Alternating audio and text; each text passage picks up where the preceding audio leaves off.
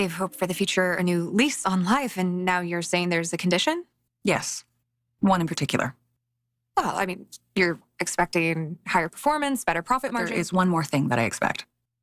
Okay, just let me know, and we will try to make it happen. Brooke's bedroom party at my grandfather's the night you walked up to my husband and you kissed him. I said it before, and I'll say it again. Do not turn into Brooke Logan. Hi guys, welcome to another bold and a beautiful recap and review. Now we're going to watch the second half of that clip because it was interesting, but first let's talk about how we got here. Now remember on Friday, they called Hope into a meeting about Hope for the future. Carter and Ridge were talking about how the numbers were not looking good, and it looked like they were about to pull the plug on Hope's line. Brooke asked Ridge to step in. Steffy said, Dad, you made the decision about adding Brooke to the executive team and revamping Brooke's bedroom. This is my decision to make. Now, Steffy shockingly did not shut the line down. She said that Hope has done very well with the younger market for several years. In 10 to 15 years, those same customers will be buying couture. So we don't want to drop the line. We want to nurture those customers, which makes sense. Now, Hope is excited and thanking Steffy and beaming, and Steffy sort of has this smirk on her face, and I noticed that Carter noticed it. So that leaves you wondering, does she have something up her sleeve with saving Hope for the future? I deserve a level of respect around here as your superior, as a wife, and as a woman.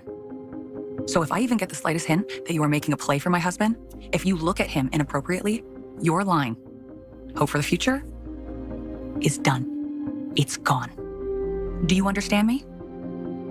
So if you want any hope for your future, do not cross the line with my husband ever again.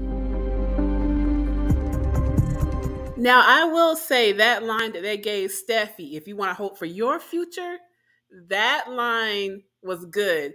But I just wish there was more back and forth in the dialogue. Usually they have Steffy telling Hope off while she kind of just stands there and look.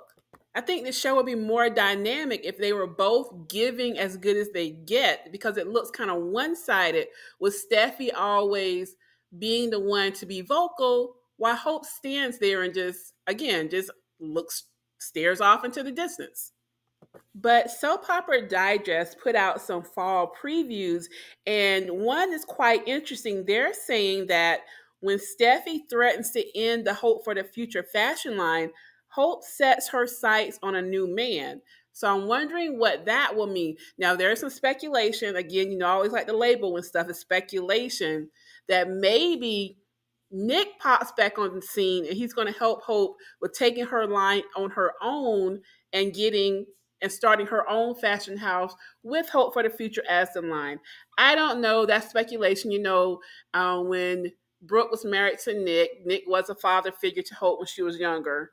With Taylor being back, there is history there with Taylor, Brooke, and Nick. Remember, there's that son that we never hear about. So I don't know if that's wishful thinking on the part of fans or if someone actually has heard something. But again, that's the speculation out there. Also, we're going to have Ridge and Taylor speculating about their past. We saw in the preview that Taylor told Ridge that he will always be the love of her life. And he is going to find out about the shocking reasons for Taylor's return. Again, speculation is that she has some kind of illness. So we shall see how that plays out. Now, in today's episode, we also had some scenes with Liam and Will at Il Giardino. They brought Deacon in, and he talked a little bit about Hollis and Tom. There really wasn't anything of substance in those scenes. We also had Bill and Katie talking about their relationship. Bill wanted to know if Katie was happy. Bill wants to make up for time he's lost with Will. So Will comes in, they have a big family hug.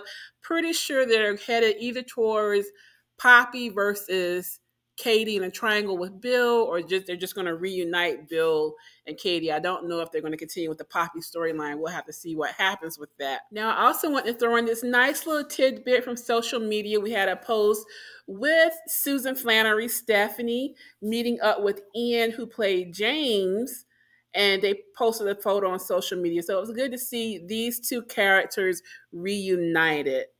And that is all I have for you with this episode. Thanks for watching. Please don't forget to like the video, share, and subscribe, and I'll catch you on the next one.